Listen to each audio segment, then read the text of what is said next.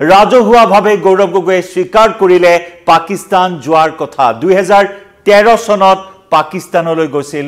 গৌৰৱ গগৈ নমস্কাৰ প্ৰিয় দৰ্শক মই জয়ন্ত মাধৱ গোস্বামীয়ে আপোনাক স্বাগতম জনাইছো নিউজ 18 অসম নৰ্থ ইষ্টৰ ডিজিটেল লাইভলৈ আৰু ডিজিটেল লাইভত এই মুহূৰ্তৰ বিগ ব্ৰেকিং নিউজ আমি আপোনাক জনাও গৌৰৱ গগৈয়ে অৱশেষত স্বীকাৰ কৰিলে পাকিস্তান যোৱাৰ কথা এপিসিসিৰ নৱনিৰ্বাচিত সভাপতি এপিসিসিৰ গুৰুদায়িত্ব প্ৰদান কৰা হল গৌৰৱ গগৈক পাকিস্তান বিতৰ্ক পাকিস্তান লিংক এই বিতৰ্ক তীব্ৰ গতিত চলি থকাৰ সময়তে পাকিস্তান বিতৰ্ক তুংগত থকাৰ সময়তে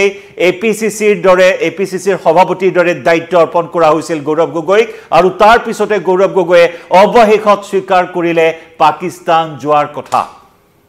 অৱশেষত গৌৰৱ গগৈয়ে পাকিস্তানলৈ যোৱাৰ কথা অকপতে স্বীকাৰ কৰিলে সংবাদ মেলত কেতিয়া গৈছিল কিয় গৈছিল সকলোখিনি কথা সবিস্তাৰে বৰ্ণনা কৰিছে সংবাদ মেলত গৌৰৱ গগৈয়ে অতদিনে মুখ্যমন্ত্ৰী ডক্টৰ হিমন্ত বিশ্ব শৰ্মাই গৌৰৱ গগৈৰ পাকিস্তান লিংক পাকিস্তানলৈ যোৱাৰ যিসমূহ গুৰুতৰ অভিযোগ উত্থাপন কৰিছিল গৌৰৱ গগৈৰ পত্নীৰ নাগৰিকত্বক লৈ গৌৰৱ গগৈৰ সন্তানৰ নাগৰিকত্বক লৈ আইএসআইৰ সৈতে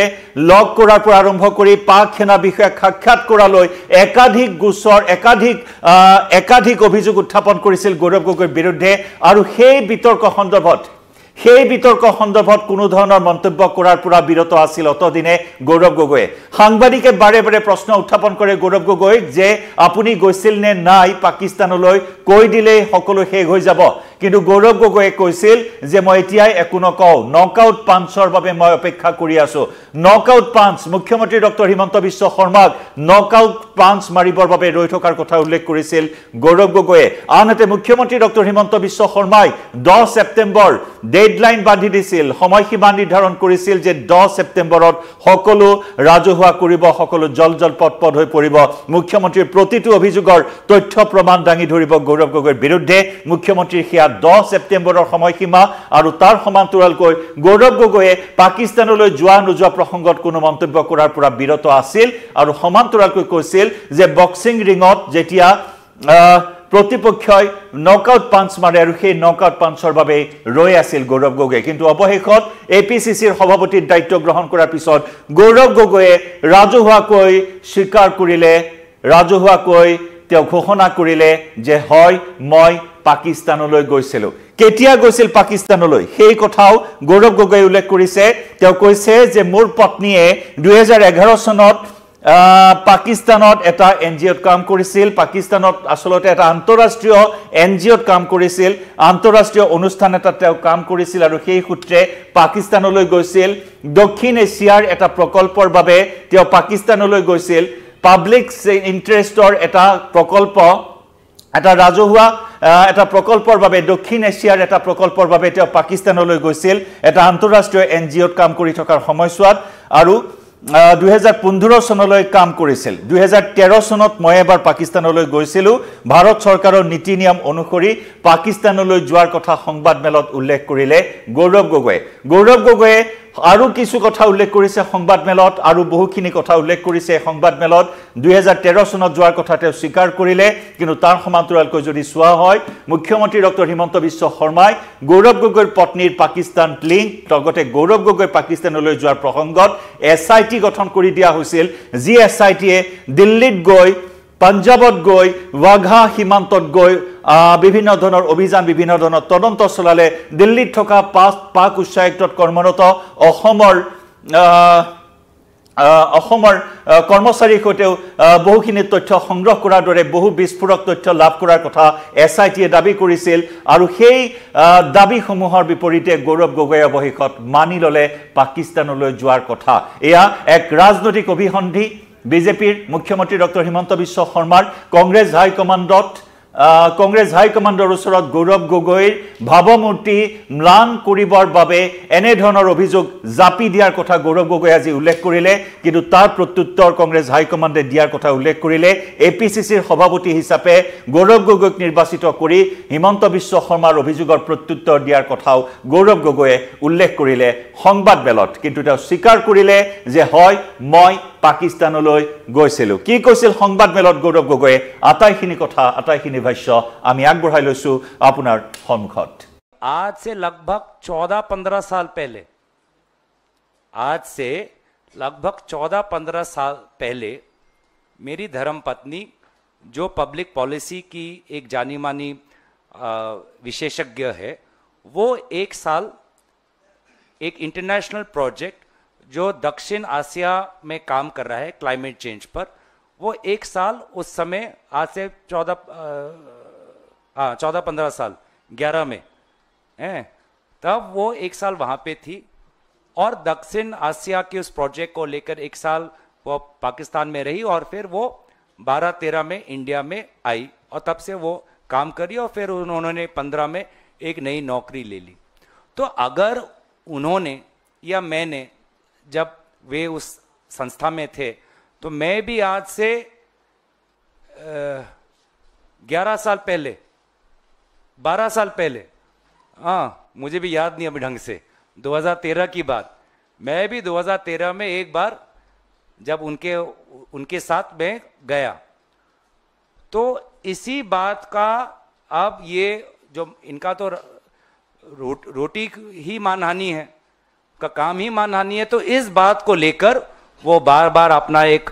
मतलब बहुत ही एक सी ग्रेड बॉलीवुड सिनेमा बना रहे हैं, जिसका रिलीज डेट उन्होंने 10 सितंबर को दिया है, जो पूरी तरीके से फ्लॉप होने वाला है। असम के लोगों को ये सब पता है। और हमारा उल्टा सवाल है कि अगर उनके आरोप के अनुसार कुछ हमने गलत किया, मेरी धर्मपत्नी या मैंने गैर कानूनी किया, तो पिछले 11-12 साल से किसकी सरकार है? पिछले 11-12 साल से केंद्र सरकार, केंद्रीय जांच एजेंसी क्या कर रही है? और आपको भी पता है कि कोई सीमा के उस पार जाता है तो कितनी जांच होती है, सीमा के कोई इस पार आता है तो कितनी जांच होती है। और मैं तो विपक्षी दल का नेता हूं, सदन में एकदम बेबाक बातें रखता हूं, तो मेरा जो भी बायोडेटा सीवी सबके पास है। तो पिछले 11-12 साल में ये सरकार क्या कर रही है? तो एक साल है चुनाव के लिए, चुनावी मंशा से, और जैसे कि मैंने दोबारा कहा कि कहीं ना कहीं हमारे दल के नेतृत्व में कुछ आशंकाएं आए, वही उनका मंसूबा था जो पूरी तरीके से आज हमारे दल के नेतृत्व ने उसको ध्वस्त कर दिया।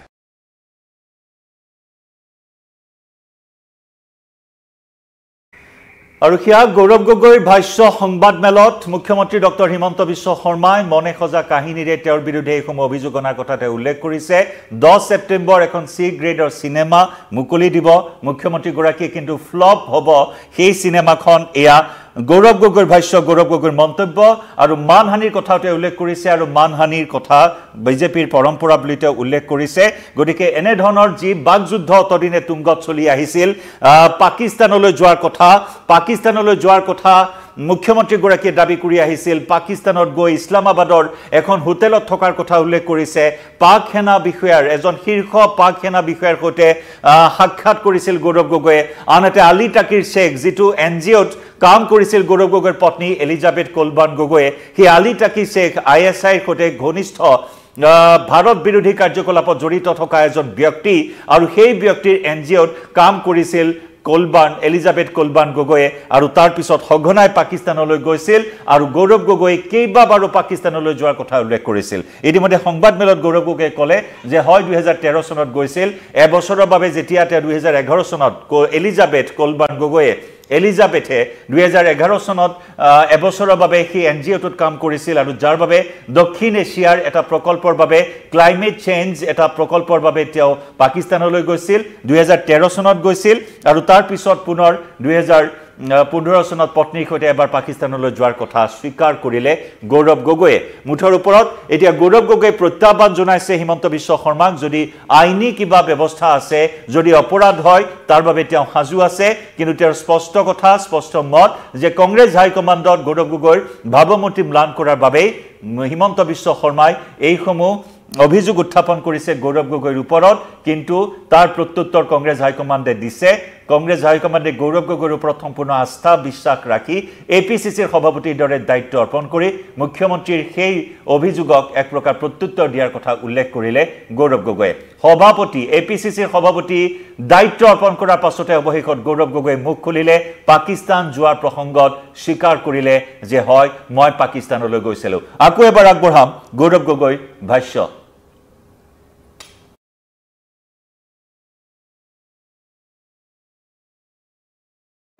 आज से लगभग 14-15 साल पहले, आज से लगभग 14-15 साल पहले मेरी धर्मपत्नी, जो पब्लिक पॉलिसी की एक जानी मानी विशेषज्ञ है, वो एक साल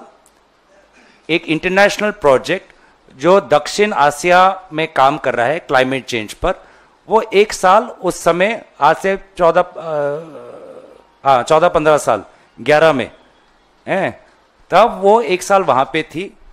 और दक्षिण आसिया के उस प्रोजेक्ट को लेकर एक साल वो पाकिस्तान में रही और फिर वो 12-13 में इंडिया में आई और तब से वो काम करी और फिर उन्होंने 15 में एक नई नौकरी ले ली। तो अगर उन्होंने या मैंने, जब वे उस संस्था में थे, तो मैं भी आज से 11 साल पहले, 12 साल पहले, हाँ मुझे भी याद नहीं अभी ढंग से, 2013 की बात, मैं भी 2013 में एक बार जब उनके साथ में गया, तो इसी बात का, अब ये जो इनका तो रोटी ही मानहानि है, का काम ही मानहानि है, तो इस बात को लेकर वो बार बार अपना एक मतलब बहुत ही एक सी ग्रेड बॉलीवुड सिनेमा बना रहे हैं, जिसका रिलीज डेट उन्होंने 10 सितंबर को दिया है, जो पूरी तरीके से फ्लॉप होने वाला है। असम के लोगों को ये सब पता है। और हमारा उल्टा सवाल है कि अगर उनके आरोप के अनुसार कुछ हमने गलत किया, मेरी धर्मपत्नी या मैंने गैर कानूनी किया, तो पिछले 11-12 साल से किसकी सरकार है? पिछले 11-12 साल से केंद्र सरकार, केंद्रीय जांच एजेंसी क्या कर रही है? और आपको भी पता है कि कोई सीमा के उस पार जाता है तो कितनी जांच होती है, सीमा के कोई इस पार आता है तो कितनी जांच होती है। और मैं तो विपक्षी दल का नेता हूं, सदन में एकदम बेबाक बातें रखता हूं, तो मेरा जो भी बायोडेटा सीवी सबके पास है। तो पिछले 11-12 साल में ये सरकार क्या कर रही है? तो एक साल है चुनाव के लिए, चुनावी मंशा से, और जैसे कि मैंने दोबारा कहा कि कहीं ना कहीं हमारे दल के नेतृत्व में कुछ आशंकाएं आए, वही उनका मंसूबा था, जो पूरी तरीके से आज हमारे दल के नेतृत्व ने उसको ध्वस्त कर दिया।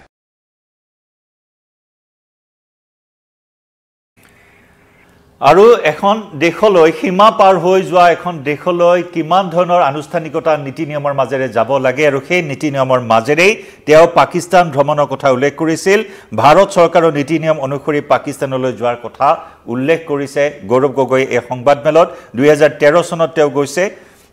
2015 চনলৈ কাম কৰিছিল এনজিঅ'টোত, সেই কথা উল্লেখ কৰিছে। এলিজাবেথৰ কথা, পত্নীৰ কথা আৰু নাগৰিকত্ব প্ৰসংগক লৈ অৱশ্যে কি মন্তব্য কৰে গৌৰৱ গগৈ, সেয়া পৰৱৰ্তী সময়ত লক্ষণীয় হ'ব। কাৰণ কেইবাটাও ইস্যু, কেইবাটাও বিষয়ক লৈ বৰ্তমান মুখ্যমন্ত্ৰী যথেষ্ট সৰব হৈ আছে গৌৰৱ গগৈৰ বিৰুদ্ধে। আৰু অপৰাধ, মুখ্যমন্ত্ৰীয়ে কৈছে যে গুৰুতৰ অপৰাধ, যি সময়ত জ্যোতি মালহোত্ৰা এগৰাকী ট্ৰেভেল ব্লগাৰ, এগৰাকী ইউটিউবাৰ, আৰু সেই ইউটিউবাৰগৰাকীয়ে ভাৰতৰ বিৰুদ্ধে গৈ পাকিস্তানৰ হৈ চোৰাং চোৱাগিৰি কৰা পেহেলগাম কাণ্ডৰ পাছত জ্যোতি মালহোত্ৰাই সমগ্ৰ দেশ তোলপাৰ লগাইছে। মুখ্যমন্ত্ৰী ডক্টৰ হিমন্ত বিশ্ব শৰ্মাই কৈছিল জ্যোতি মালহোত্ৰাই যদি 5% দোষ কৰিছে, গৌৰৱ গগৈৰ দোষ 100% বেছি। গৌৰৱ গগৈৰ অভিযোগ বেছি সিৰিয়াছ, মুখ্যমন্ত্ৰী ডক্টৰ হিমন্ত বিশ্ব শৰ্মাই সেই কথা উল্লেখ কৰিছিল। আৰু তাৰ পিছত যেতিয়া সাংবাদিকে গৌৰৱ গগৈক প্ৰশ্ন কৰে যে আপুনি গৈছেনে নাই, কৈ দিলে হৈ যায়, কিয় কোৱা নাই, তেতিয়া গৌৰৱ গগৈয়ে কৈছিল যে বক্সিং ৰিঙত নকআউট পাঞ্চৰ বাবেহে অপেক্ষা কৰা হয়, গতিকে তেওঁ সেই নকআউট পাঞ্চ মাৰিবলৈ ৰৈ আছে, সেই কথা উল্লেখ কৰিছিল। গতিকে আকৰ্ষণীয় এক বাকযুদ্ধ দেখিবলৈ পোৱা হৈছিল পাক ইছ্যুক লৈ, পাকিস্তান লিংকক লৈ। আৰু এই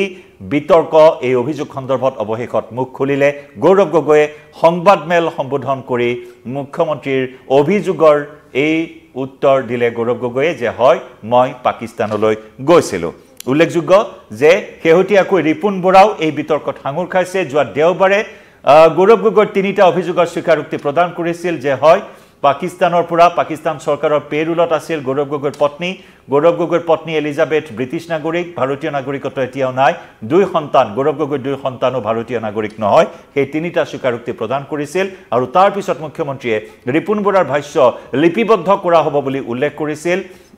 SITয়ে কাইলৈ তলব কৰিছে ৰিপুণ বৰাক সেয়া এক ডাঙৰ খবৰ ডাঙৰ ডেভেলপমেণ্ট এই বিতৰ্ক সন্দৰ্ভত কাইলৈ SITয়ে ৰিপুণ বৰাক জেৰা চলাব আৰু তেনে সময়তেই APCCৰ সভাপতিৰ দায়িত্ব গ্ৰহণ কৰি গৌৰৱ গগৈয়ে মুখ খুলিলে যে তেওঁ পাকিস্তানলৈ গৈছিল যদি তেওঁৰ অপৰাধ তেন্তে আইন কানুনৰ জৰিয়তে তেওঁৰ যি দোষ সেই দোষ তেওঁ মূৰ পাতি ল'বলৈ সাজু বুলিও উল্লেখ কৰিলে গৌৰৱ গগৈয়ে এই প্ৰসংগতে ক'ব লাগিব শেহতীয়াকৈ ভাৰত চৰকাৰৰ 59 গৰাকী সৰ্বদলীয় সাংসদৰ দলে সমগ্ৰ বিশ্ব ভ্ৰমণ কৰি পাকিস্তানৰ মিথ্যাচাৰ অপাৰেচন সিন্দুৰৰ সফলতাৰ কথা উল্লেখ কৰি আছে বৰ্ণনা কৰি আছে তাতেও গৌৰৱ গগৈৰ নাম অন্তৰ্ভুক্ত হৈছিল কিন্তু মুখ্যমন্ত্ৰী ৰাহুল গান্ধীক জনোৱা আহ্বান মৰ্মে গৌৰৱ গগৈৰ নামটো কৰ্তন কৰা হৈছিল আৰু তাৰ পিছতে গৌৰৱ গগৈয়ে দিল্লীত এখনৰ পিছত আনখন সংবাদ মেল পাতি সাফাই দিছিল আৰু এইবাৰ তেওঁ ৰাজহুৱাকৈ উল্লেখ কৰিলে যে হয় মই পাকিস্তানলৈ গৈছিল লক্ষণীয় হ'ব এই যুঁজখন এই বিতৰ্ক আৰু কোন দিশলৈ গতি কৰে সন্মুখত 26ৰ নিৰ্বাচন কিভাৱে জনাওক আপোনাৰ মতামত লাইভৰ পৰা বিদায় লম নমস্কাৰ